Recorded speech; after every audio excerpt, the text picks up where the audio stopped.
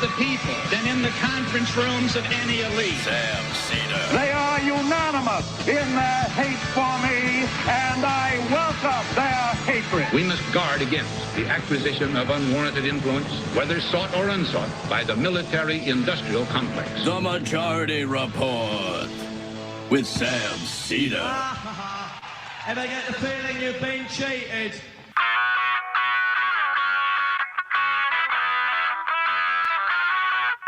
It is Wednesday, July 19th, 2023. My name is Sam Seder. This is the 5-time award-winning Majority Report. We are broadcasting live steps from the industrially ravaged Gowanus Canal in the heartland of America, downtown Brooklyn, USA. On the program today, Mila Wade, barista and member of the Starbucks Workers United, and the strikes that took place on Monday around Louisville, Kentucky, against Starbucks and other coffee purveyors. Then Oliver Milman, environment reporter for The Guardian U.S., on the ubiquitousness of corporate anti-climate lobbyists. Meanwhile, Trump judge overseeing stolen document case is slow-walking that case. Even asked Bratton to slow his down. Russia attacks Ukraine grain infrastructure in Odessa, threatening the world food supply. And has America's mayor become America's singer? Speculation Rudy Giuliani has flipped on Trump in the J6 investigation. And in a doff protest too much moment, the House passes a Israel isn't racist resolution. Speaking of Israel and Israel itself, tens of thousands protest Netanyahu's assault on an independent judiciary. And Republicans were for it before they were against it. So they look to roll back key measures of the infrastructure bill. Trump false electors were charged in Michigan. Federal judge to hear a challenge to Biden's asylum restrictions. Atlanta City Council sabotaging an anti-cop city referendum. Also, Israel wants Donald Trump to give back artifacts they lent him when he was president. Lastly, Republicans attack LGBTQ-sponsored services in a HUD bill. All this and more on today's Majority Report. Welcome, ladies and gentlemen. Thanks so much for joining us. It is, of course, casual hump day. Well, not casual hump day. I guess just hump day. I don't know. That's the thing. Emma's not here. What's that? It's an Emmaless hump day. Bradley had a misfire on the audio. Oh, I was wondering what was going on there. If we had like a drop from Emma on hump day. It is a MLS hump day, and therefore I get a little bit. I'm not familiar with the catchphrase, so I don't get it nailed. Let's get right to it. We got a lot to cover today. As I mentioned, the House voted yesterday. This is, I should say, in the lead up, maybe in the wake of the Israeli president addressing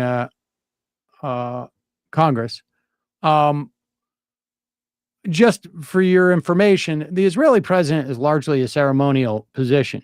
Nevertheless, it is an issue because at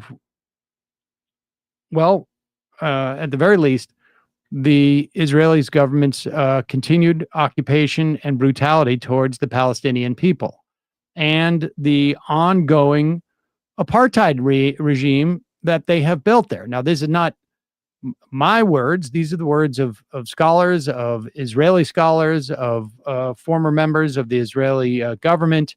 There's really no way you can argue that's not the case. And very hard to argue it is an actual democracy when a significant, like literally millions of people under their control with no sovereignty have no say in how they are governed. On top of which, tens of thousands, if not hundreds of thousands, have come out because the Netanyahu government is attempting to essentially get rid of an independent judiciary. The judiciary will stay there. It just won't really have the ability to adjudicate in the event that there is a small majority, or just a majority, a basic majority in their Knesset that overrules the Supreme Court. And to be clear, almost definitionally, if you have a ruling, no, not almost, definitionally, if you have a ruling coalition, you have 50 plus 1 votes, period. And so it really makes the Supreme Court there largely irrelevant, particularly in light of a lot of the policies that there is broad consensus in oppressing the Palestinians. Nevertheless, there was a vote on the House floor sponsored by the Republicans in an attempt, I guess, they thought they had some type of wedge issue, I guess, with the Democrats. We'll have Talib in a second, but the effort was a resolution saying that Israel is not a racist state. The vote was 412 to 9-1. 9 Democrats voted no. Rashida Tlaib, Alexandria Ocasio-Cortez, Ilhan Omar, Jamal Bowman, Summer Lee, Cori Bush, Ayanna Pressley, Andre Carson, and Delia Ramirez.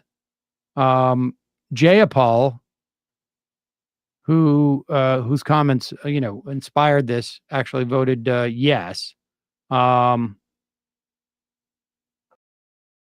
It was a resolution introduced by some Texas Republican.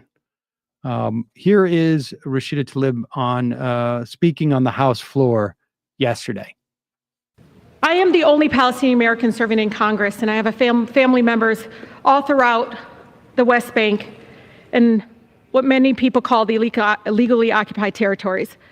But we're here again, reaffirming Congress' support for apartheid, policing the words of women of color who dare to speak up about truths, about oppression, is just not what we should be doing here in Congress. And let's just get this record straight here. This is not something that's made up. The United Nations, Human Rights Watch, Amnesty International, Israel's own largest human rights organization, B'Tselem, all agree that Israel is an apartheid state. To assert otherwise, Mr. Speaker, in the face of this just body of evidence is an attempt to deny the reality and to normalize violence of apartheid. This week, we're going to hear consistently that people touting about this is bipartisan support here.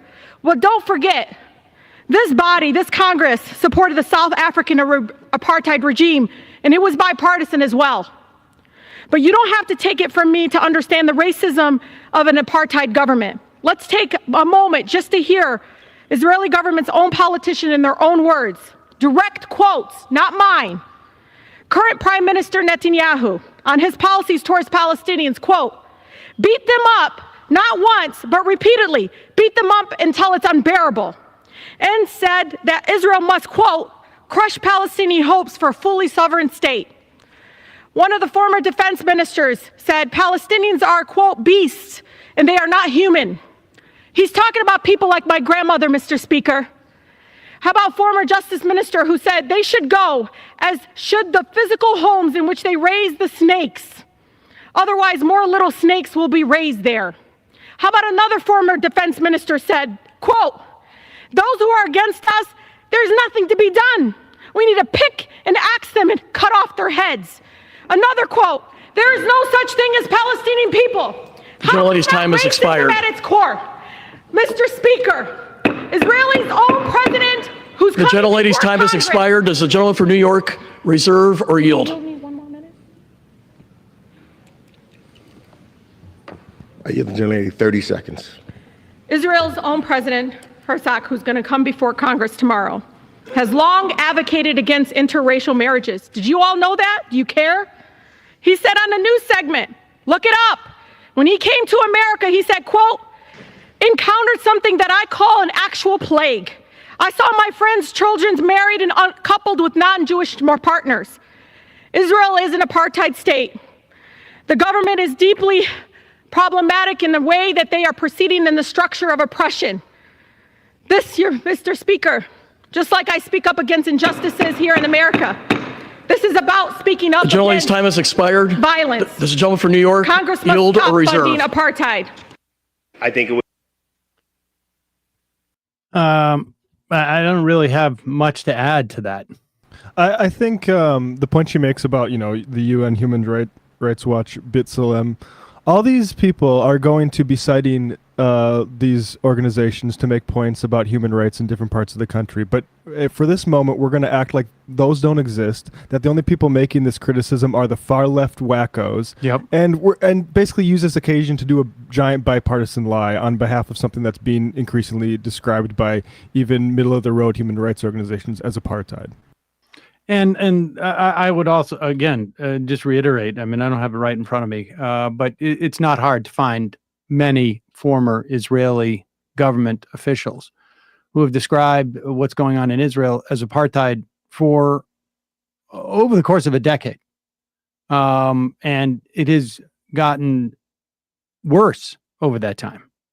And I think even for those people who support the existence of Israel, ignoring what's going on there is the greatest threat to Israel's future existence, in my mind.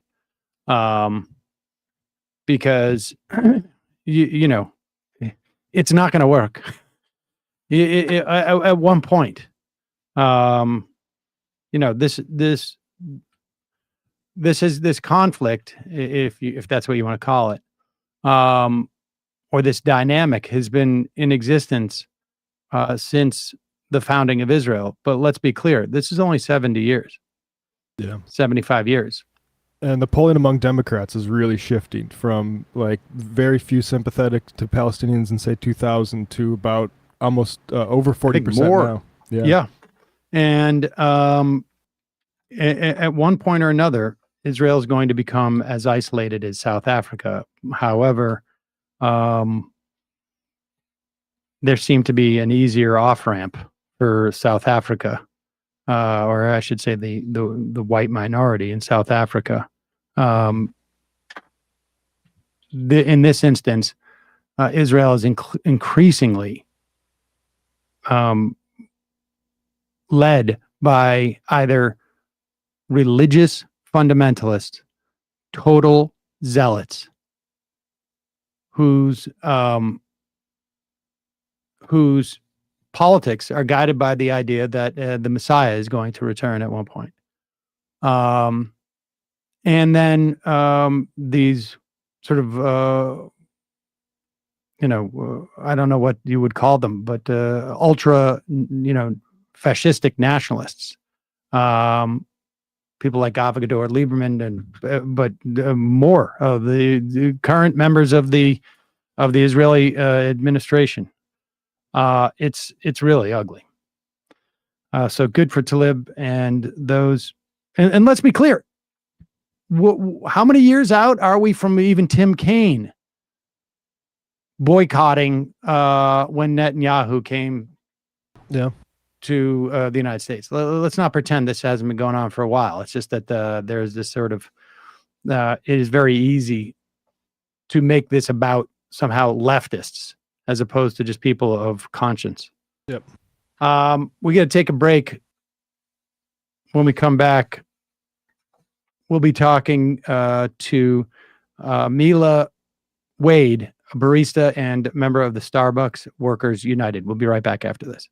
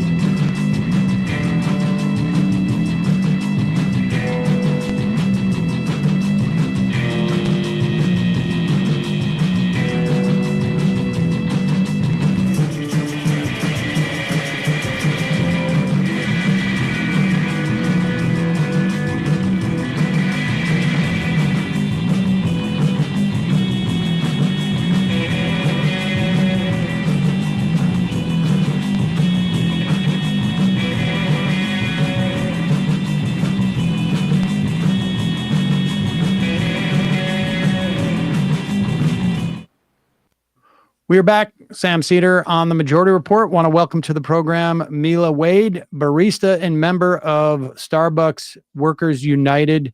Welcome to the program, Mila. Thank you. I'm very happy to be here. All right. So on Monday, there were strikes by Starbucks workers in and around, I guess, the Louisville area, which includes Clarkson, Indiana, which is, I guess, what is it, right across the river? Is that... Yeah, it's right across the river. I live in downtown Louisville, but the Clarksville store in Indiana is actually one of the closest stores to where I live. Okay. And so just tell us how many Starbucks stores and workers participated in the strike. And then the thing that really I find fascinating is that there were other coffee chains that were involved in it, at least one, but I think two, right? And so let's just start with the Starbucks one, and then tell me how this happened to expand. Sure.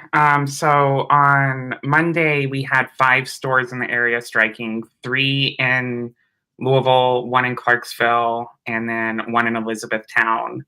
And then there were also 5 coffee shops under the chain Sunergos who voted to unionize in like the second half of last year.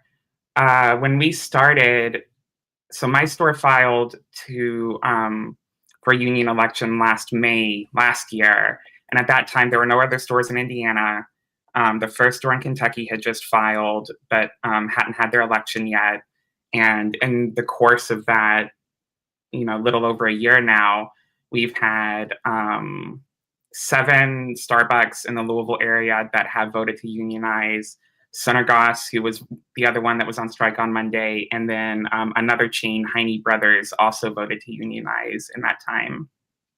And were all of these shops on strike on Monday, or were there representatives from all of these outfits on strike?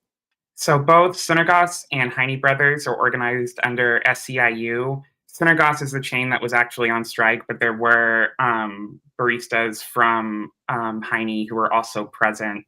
And then 5 of the 7 Starbucks that have voted to unionize in the area were on strike. And so what was the issue at this point? Everybody is unionized or intending to unionize. What was the issue that drove everyone out? And this is, to be clear, this is one-day strike. Is that right? Yes, that's correct. The big issue that kind of, I guess, surrounds all of it is Starbucks' refusal to bargain a fair contract with us.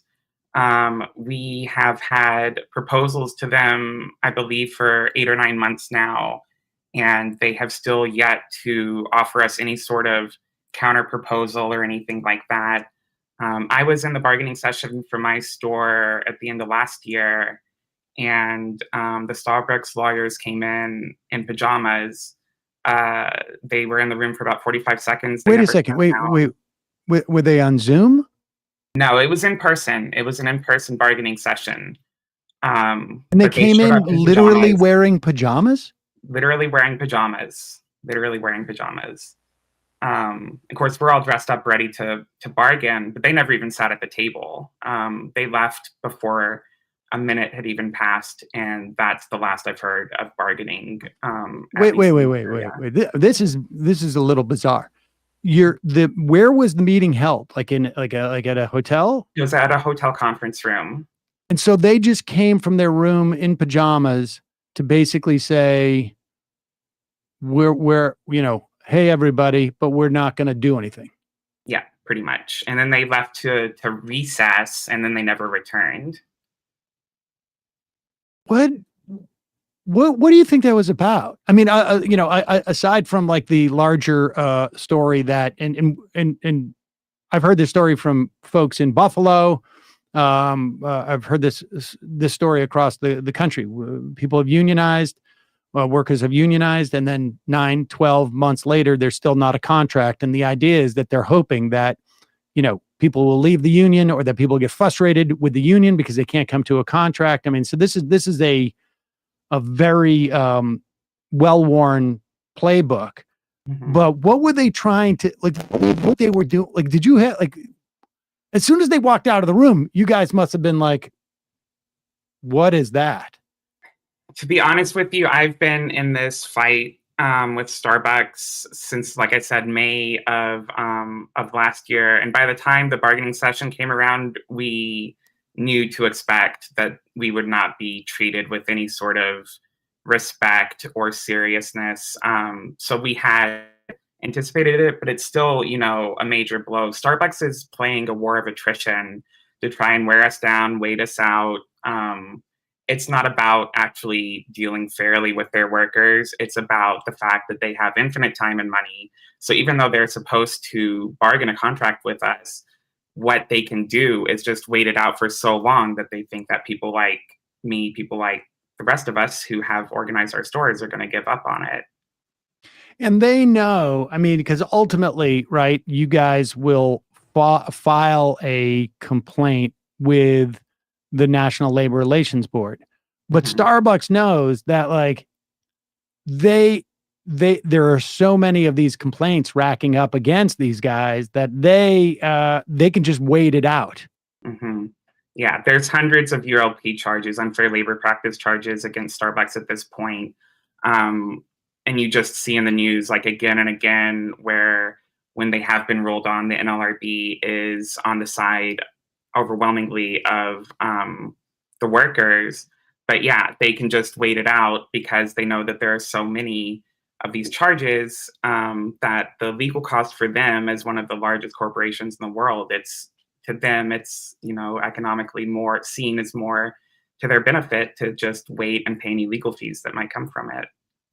All right. So with that said, and the pajamas was just a way to basically say, we don't take you guys seriously. We're just maybe we're just here to party, essentially. And so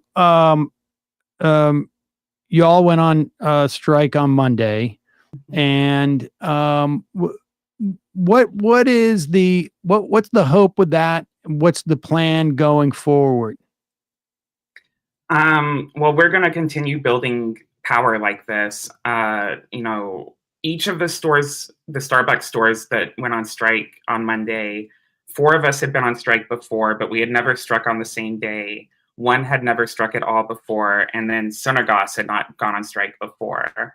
And this is the escalation. We're going to continue to press this to build solidarity with other working class baristas, to continue to get more and more stores ready for actions like this for a longer period of time until Starbucks finally comes to the negotiating table for us. To have gone from no union stores in the state or around the state at the beginning of last year to now 10 stores in Louisville going on strike, that is a very rapid escalation, and it's only going to continue. Yeah, that's amazing. And so give us a sense, a little bit of how much you were involved in the organizing, and what were the steps that, I mean, how did that come about? That's a lot of people unionized over a short period of time. And the idea that it's spreading to other coffee, I guess, chains essentially, or local chains, is, I think, really encouraging as well. Give us a sense of how the organizing is going, and if your colleagues at Sunergos and Keen, is it, or Heine and Sunergos. Heine and Sunergos, if they have had the same sort of like challenges that you folks at Starbucks have had. So I emailed Workers United the day after the Buffalo store won their election. I think that is a very common story in a lot of the earlier stores that filed. When the first store in Louisville filed for election, and when we filed, we've been told that that's what helped inspire Heine and Sunergos to pursue it, because, if a couple years ago you had floated the idea of a union coffee shop in Kentucky, it would have been, right, no one would have believed that. And it really goes to show that despite any other, prejudices that might exist whenever you hear something like that, the people there are, we all have the same working class interests. And so each of us, filed independently of each other. And then as soon as we realized that we were on the same side of this, we have been in contact and communication with each other. We show up for each other's strikes. We show up at different organizational level events in the area. It's really been an incredible thing to be a part of because I've never done anything like this before. A lot of us have never done anything like this before. And now suddenly we have like this huge network of friends that are so excited to help us and to stand with us and us do the same with them. So yeah, I see that only continuing as time goes on. Is this starting to happen outside of like the barista community essentially? Like, I mean, is there, are there other, are you folks starting to have talks with other unions or would-be unions? I mean, obviously some of it may be nothing you want to be specific about. Right. But to the extent that you can, tell us what those look like. Yeah, we've had people from other unions show up at our picket lines before. I mean, you can look over the past year or so in Louisville. There's been a pizza shop, a Trader Joe's, a Half Price Books. Those are the ones off the top of my head that have voted to unionize. And then Louisville is also a major UPS hub. And it also has a large UAW presence. And so, yeah, I've spoken with a lot of people from a lot of different local unions. I guess. Do you think that's the extent of what I'll say? Okay. And so, I mean, give me your sense of what's happening this summer. I mean, right now we have, we have some major strikes going on with the writers and particularly the Screen Actors Guild. There's 160,000 workers. We have these sort of spot strikes that are happening with Starbucks.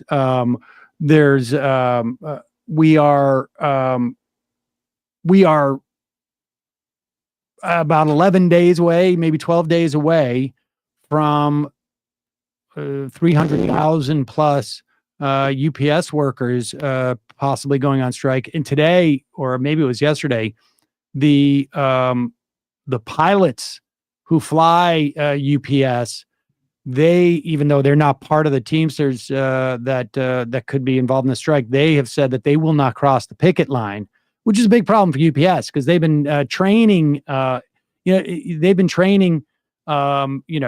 folks to drive their trucks. They've been training folks to work in their warehouses. I mean, that's not an easy thing to do, to find people who can sort of pick up this stuff right off the bat. But it's that much harder to do it with pilots. And so give me your sense of what you anticipate the next couple of months looking like in terms of labor action. I mean, I think I speak I've spoken with a lot of people about this. There is definitely an electric feeling in the air, for lack of a better way to put it. We're all very excited. People are beginning to see that they have the ability to affect change, to fight for their own betterment and improved conditions. And I think, like, you can see it in Louisville with the us and Sunergos going on strike at once. You can see it, like you pointed out, with the Screen Actors Guild and the Writers Guild.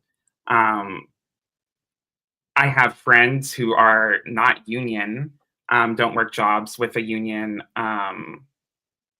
in other parts of life, and they're very excited as well. I think everyone's kind of on the edge of their seat because it feels like something is happening, and I think we're all just very excited to be a part of that. One of the things I find fascinating about this story is like sort of how you were inspired by what happened in Buffalo. The Sunergos folks were inspired by what you guys did the Kiney people were inspired by that chain of events. How much was your consciousness raised with part of the Red State Revolt? Because I know Kentucky, there was a big teacher strike. I guess it was now maybe 2017, maybe it was.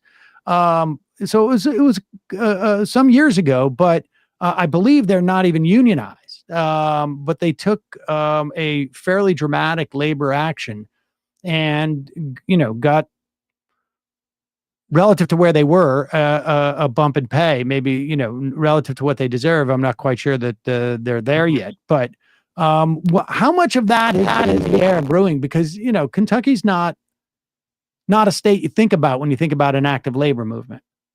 I mean, it's not anymore, but if you go back 100 years, it is very much a state that you think about with that. And that underlying current is still in parts of the state, I think.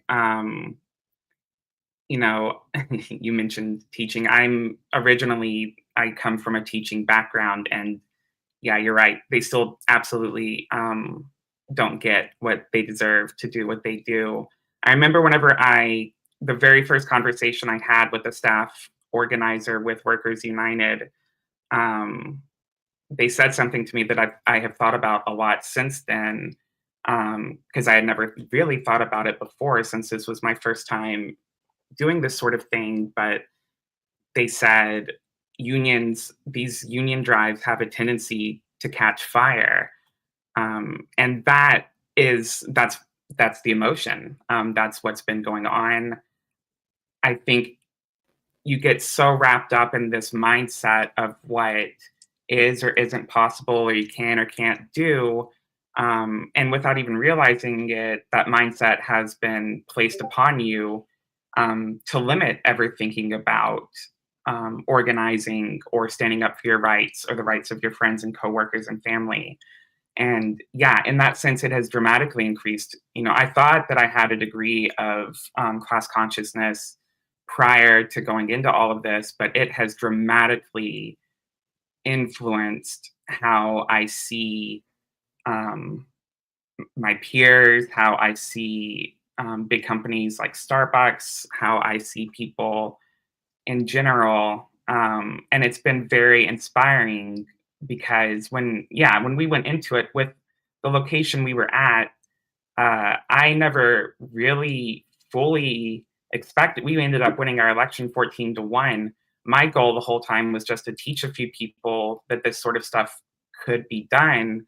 And now we've gone so far above that, because it takes seeing someone else doing it, and you start to challenge those ingrained mindsets that you have, and you realize, well, wait, maybe I can do that. Maybe I don't have to go home after every shift and soak my feet and cry. Maybe there's more that I can do. Maybe there's more that we can do.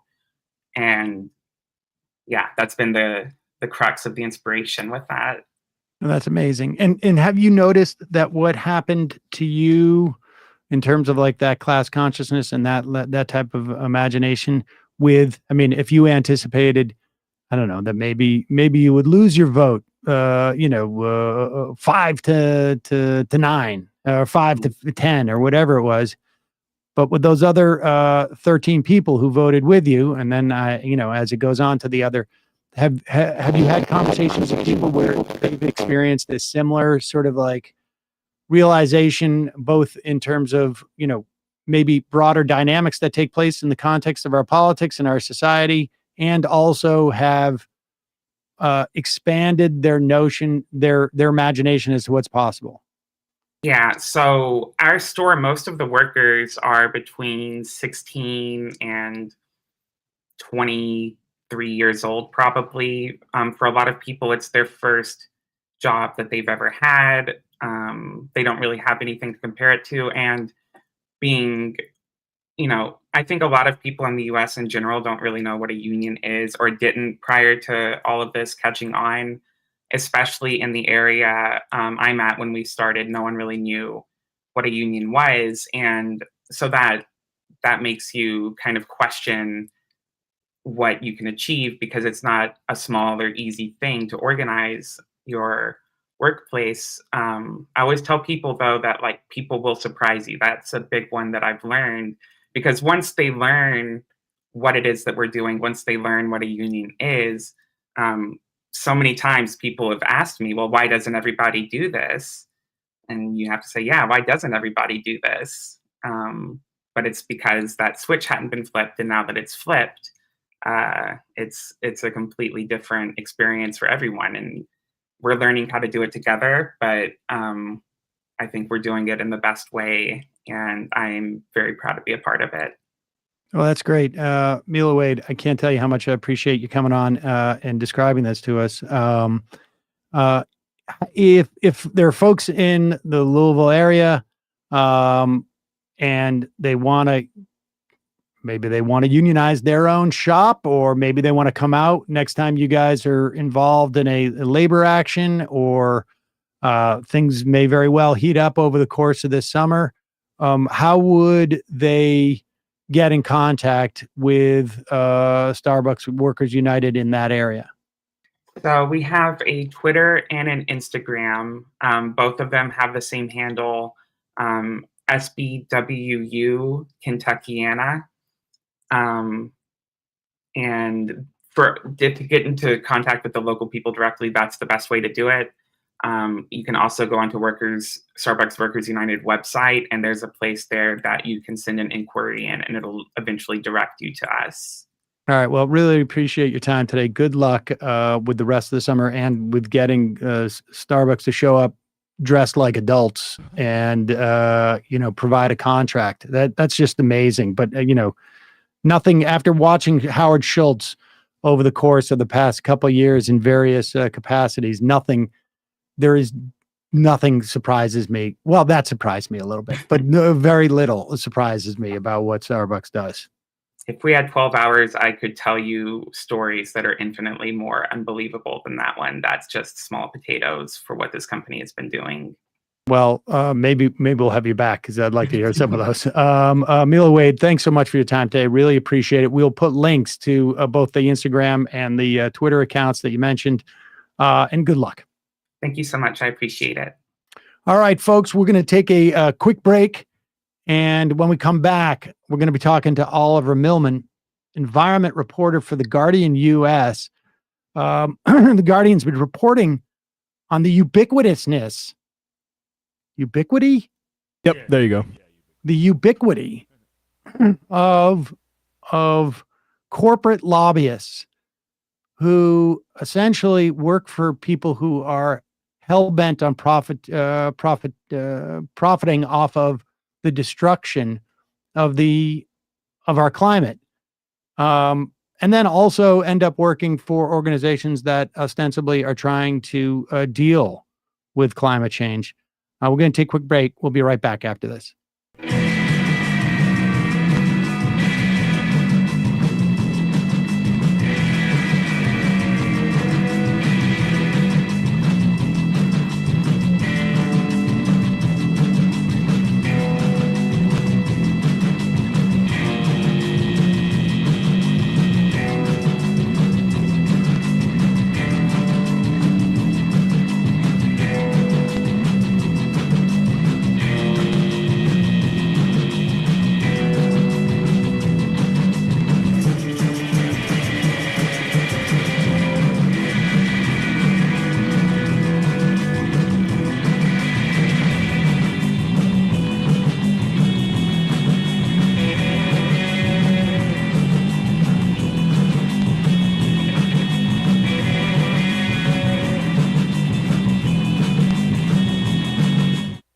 We are back. Sam Seder on the Majority Report. Want to welcome to the program Oliver Milman. He is the environment reporter, or an environment reporter for The Guardian US. Are you the reporter for The Guardian US on the environment, or hopefully an environment reporter?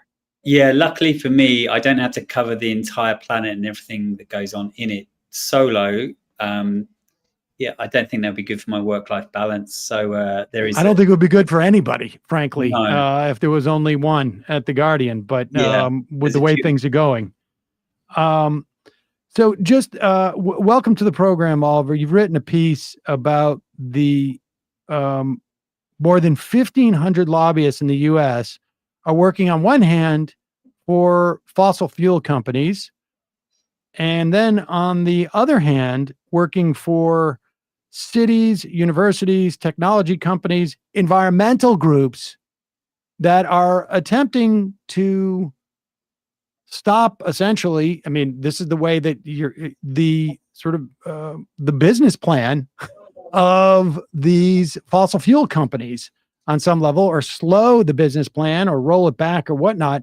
And we should say we're talking on a day where there has been that yesterday Phoenix broke a record for 19 days in a row of 110 degree more temperatures. We have more wildfires in Canada. Texas, people are melting in Texas. Around the world, we're having, sort of growing swaths of land that are becoming inhabitable or close to inhabitable. And ostensibly, the people who are being paid to argue, really, I mean, ultimately against the fossil fuel industry, are also being paid by the fossil fuel industry. Lay this out for us. Yeah, that's right. I mean, lobbying has been a slightly kind of murky and opaque world, I think, until recently. We were kind of learning more and more about these kind of lobbyist activities, and this story set out for the first time, really, these kind of overlaps, these links with lobbyists that seem to be lobbying on both sides of the argument. One expert I spoke to said that they're essentially acting as double agents. So you could be lobbying one day for big oil and then be lobbying the next day for an organization that prides itself on its climate credentials. Some of the most progressive cities in the US employ fossil fuel lobbyists, incredibly. Chicago shares a lobbyist with BP. Philadelphia has a lobbyist who works for the Coke network of companies. Los Angeles has a fossil fuel lobbyist too. Even cities that are suing big oil for climate damages to kind of make up some of the losses that they're enduring because of heat waves and floods and so on. Even they are using big oil lobbyists. Baltimore, which is suing big oil, shares a lobbyist. It had a lobbyist shared with Exxon. Environmental groups, like you say, share lobbyists with big oil and gas, as well as the big tech companies that have espoused so much on climate change. Apple, Amazon, Google, Microsoft, they all share lobbyists with big oil, and there's a kind of fundamental kind of issue here in terms of a kind of conflict of interest, and also undercutting the work you say you're doing on climate change, while your lobbyist on other days of the week looks to further the interests of ExxonMobil.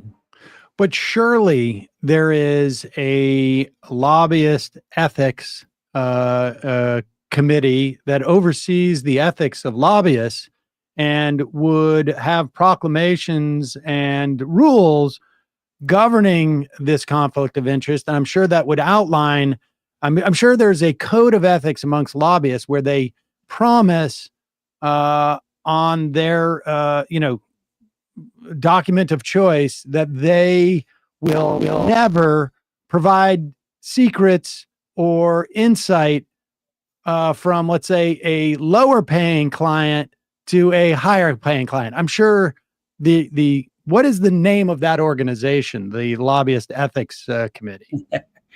I'm really sorry to do this to you, Sam, but the actual reality of it is that money talks and money rules in this world, and that if you're a extremely wealthy corporation, you can have whatever lobbyist you like, and that lobbyist can choose to work for whoever he or she likes on other days of the week. There's obviously clients can kind of say, well, I'm not going to work with you because you work with X.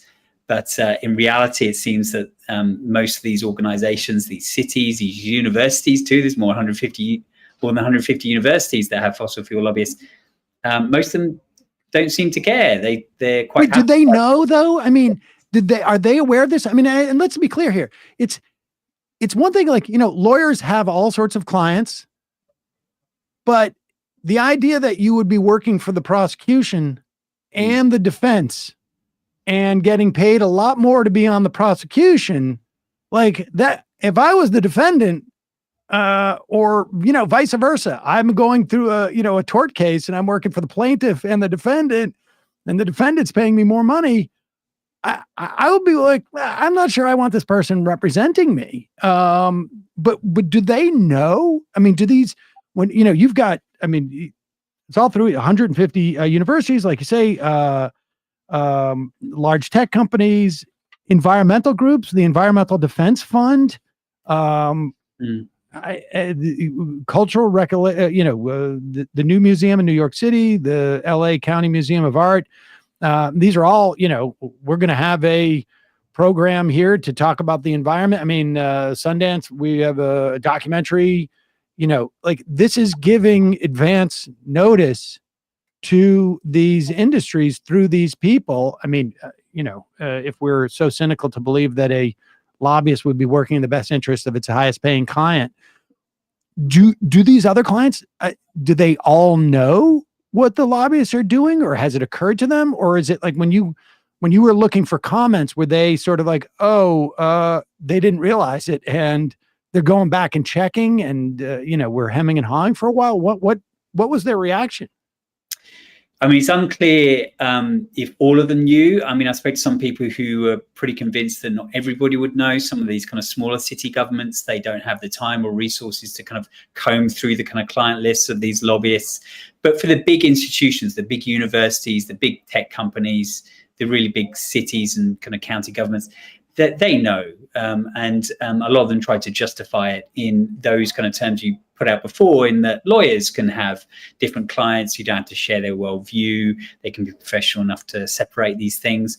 And some of the big environmental groups even kind of said it's useful to have a fossil fuel lobbyist because Republicans won't really talk to them. But if they have a fossil fuel lobbyist, that opens a doorway to get access. So a lot of this is about access, power, money, influence, and the fossil fuel industry is the biggest show in town. They're the wealthiest, some of the wealthiest corporations that have ever existed. And of course, they have the best lobbyists. So if you want the best lobbyists who are going to get you a deal struck in a state capital or in Washington, D.C., you're going to want those same lobbyists. There does seem to be, though, that fatal kind of conflict of interest.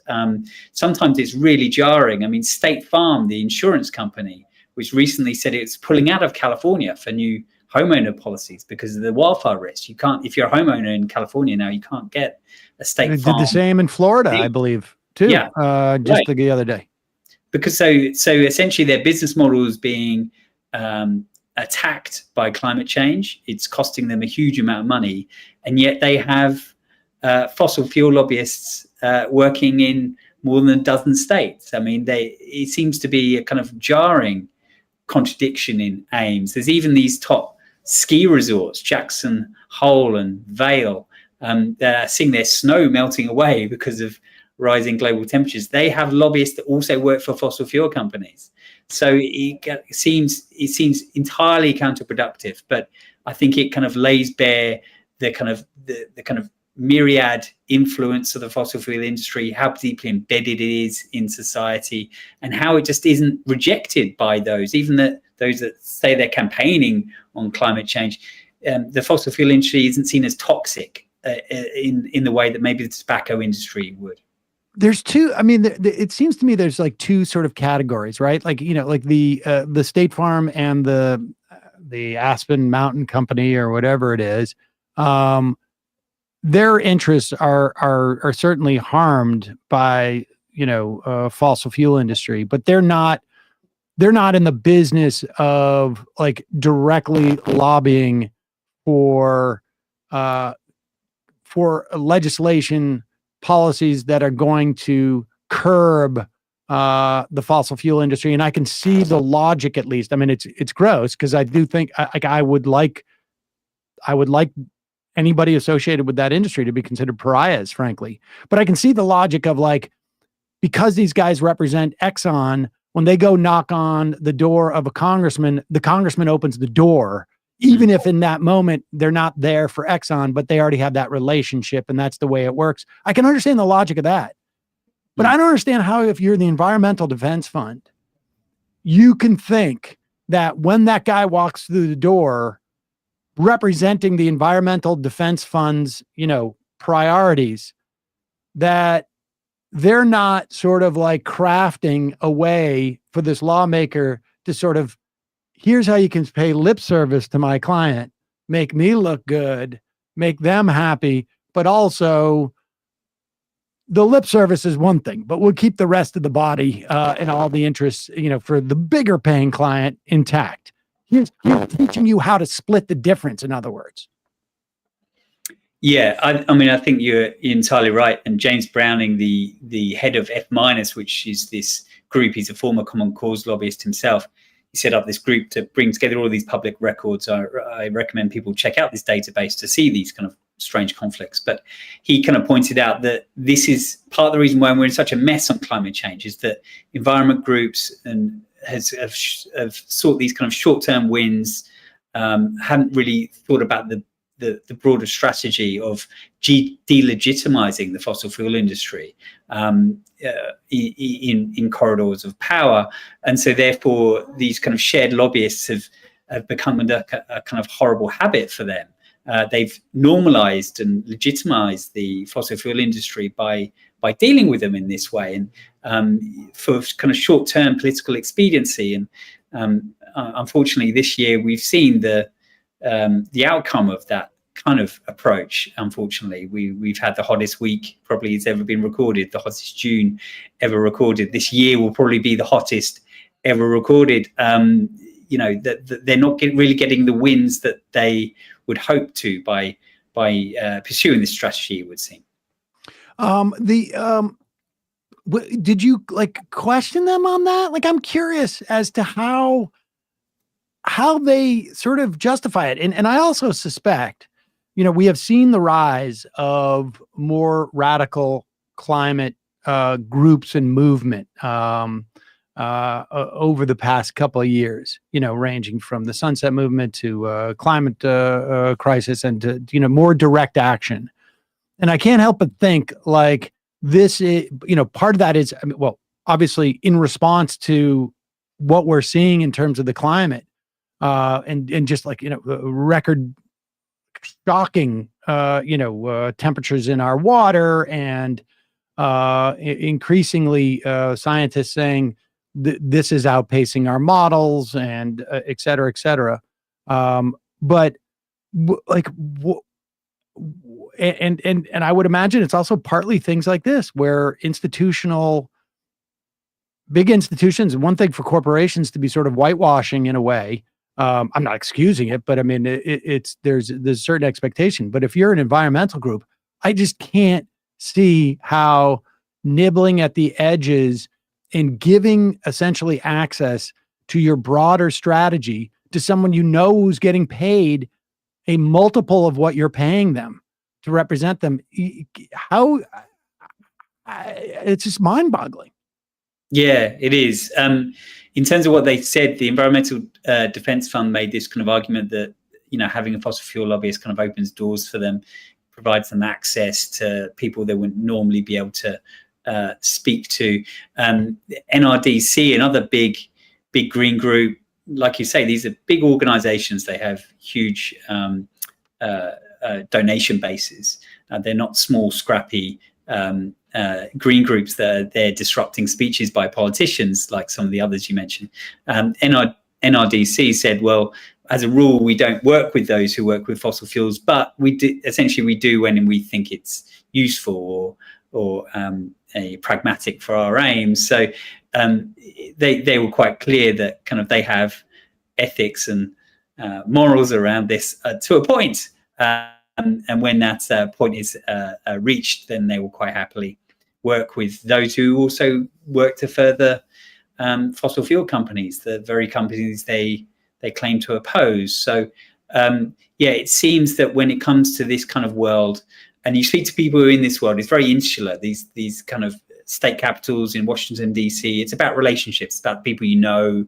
You know, the climate crisis may be raging all around us, but the most important thing to many of these people, these kind of insiders, political insiders, is the relationship you have with the lobbyists, with the members of Congress, with those within that system.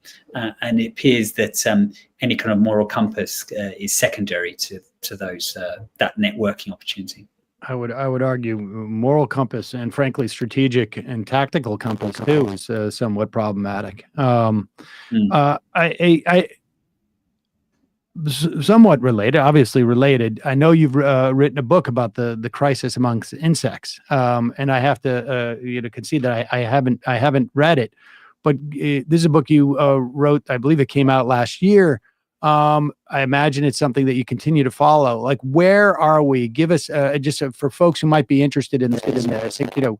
We hear a lot about the collapse of bees, or bee colonies and whatnot.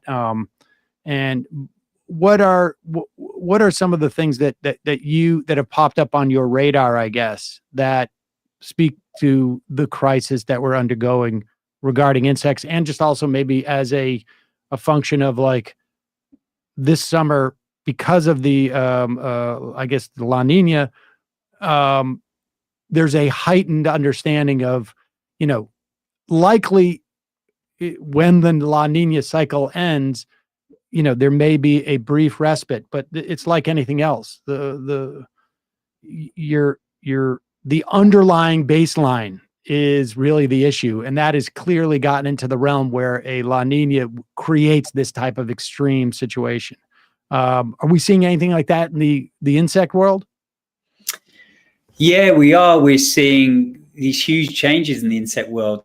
And one that I didn't really think of until a few years ago before writing this book. I mean, as an environmental reporter, you're drawn to the big kind of flashy things in the natural world, the polar bears, the grizzly bears, going to the Everglades or whatever that might be. You don't necessarily think about bugs. A lot of people obviously find them annoying and irritating. But unfortunately, without them, we'd all be finished within a few months. I mean, they pollinate our food, they break down our waste, they help nourish kind of ecosystems around us. And yeah, speaking to scientists for the book, it was quite clear that insects are in a state of crisis. Their population numbers globally are declining by about 1% to 2% a year by the best estimates, due to habitat loss, pesticide use, and climate change. I mean, climate change is the big kind of rolling and threat that's kind of gathering pace. As you mentioned, El Nino is upon us, on top of that existing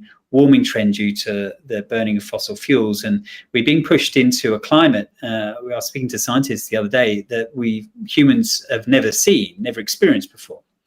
We live in this kind of brief window of time, luckily or unluckily, where we will see a climate where no human has ever experienced before.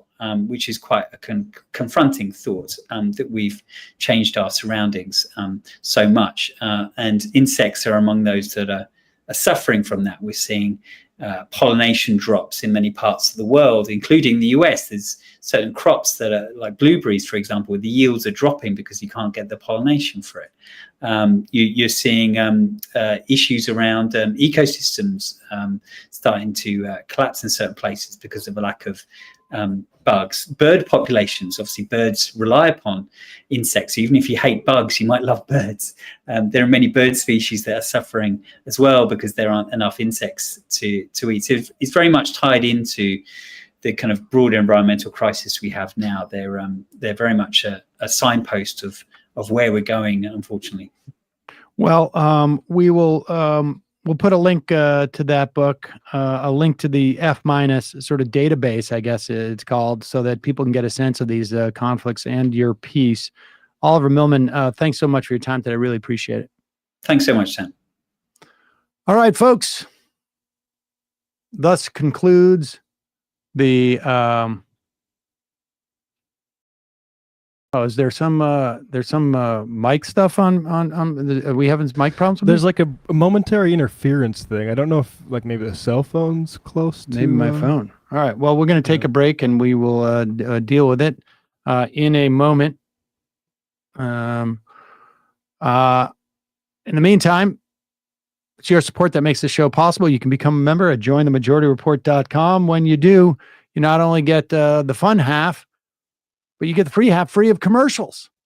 You also help this show survive and thrive. Jointhemajorityreport.com. Also, justcoffee.coop. Fair trade coffee, tea, or chocolate. Use the coupon code majority. Get 10% off. What else we got? You can pick up some merch. The AM Quickie. amquickie.com. Head over there and you can get the news in your email box 3 times a week. Become a member, you get 5 times a week of that subscriber to that. We don't do it on Substack, we do it on Ghost. But you can't say like my Ghost newsletter or something like that. Ghost me. No. Doesn't the quite opposite. sound right. Do the opposite of the ghosting of us. Also, the Discord. Majority Discord. I think we're up to close to 10,000 members. We have an incredibly vibrant Discord. So if you have like questions about maybe I have no doubt that there are people in the the Louisville, Anna area who might be interested in unionizing or helping the folks who are out there engaged in labor actions. You go to the Discord. You got questions about where do I get resources if I want to start my own union? Well, people in the Discord can help you out. You want to, and we got all crazy stuff going on there. MajorityDiscord.com. Bradley, what's happened on ESVN this week? We discussed the big Wimbledon men's final that happened on Sunday. Running backs getting screwed by the NFL. The Titans signing DeAndre Hopkins, and the lawsuit by former coach John Gruden against NFL Commissioner Roger Goodell, and what's going on there. YouTube.com/ESVN show for more and for some clips too. And we're very close to 10,000 subscribers. So if anyone wants to help us get there, we'll please do if you haven't already. Matt, what's happening left refereeing? Left refereeing, we had Basil Adra, who was on this program last week prior to his detention, talking about bulldozing of his community in Palestine, and also David talked about the Texas border stuff. We went in on that again. So patreon.com/left reckoning. We talked DeSantis making a dumb COVID bet, because it turns out that even among Republicans, most of them are fully vaccinated. So you make that a wedge issue, and it's not really exactly doing what you want to. So patreon.com/left reckoning. Quick break. Fun half. 646-257-3920. You are in for it. All right, folks. 646-257-3920. See you in the fun half. Are you ready?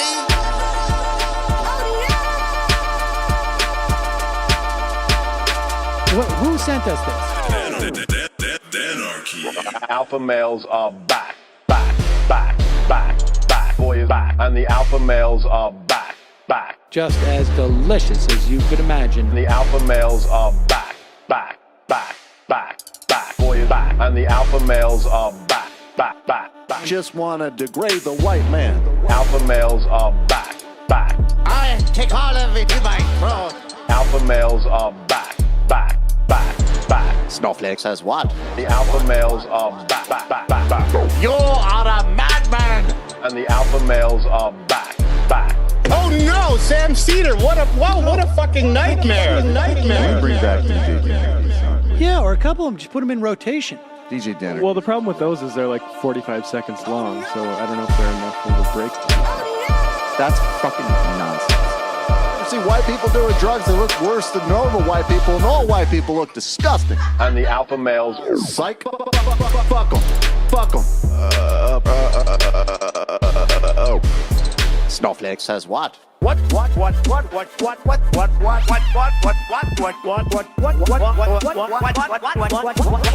Snowflake says what?